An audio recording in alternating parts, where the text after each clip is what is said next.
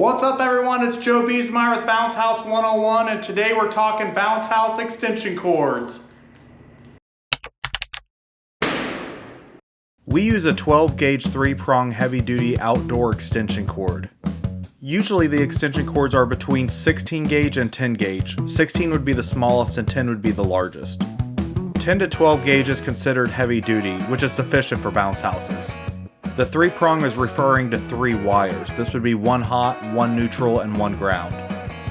You can usually find 50-foot 12 gauge heavy duty extension cords on Amazon for $30 to $45.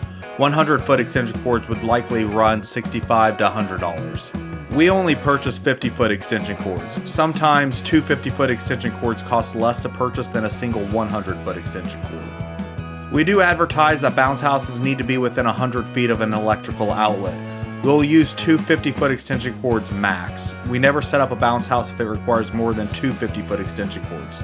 Also, keep in mind that depending on the brand of blower you're using, you typically will have around another 20 to 25 feet of cord on the blower. In many cases, we just need 1 50-foot extension cord. Sometimes we don't need any. Also, be sure to tie together the end of the extension cord and the blower. This will prevent anyone from tripping on it and unplugging it on accident.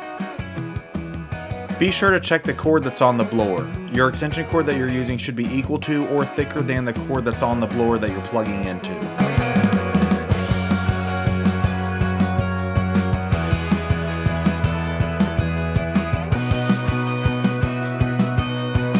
We also use extension cord storage wraps for all of our extension cords. These will usually last about a year or so and they do sometimes break.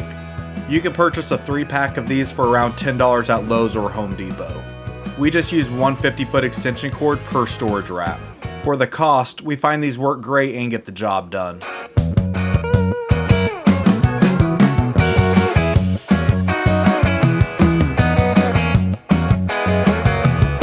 We also use a small piece of pink tape on the end of our extension cords. This helps our crews know that the cords belong to us when they pick up.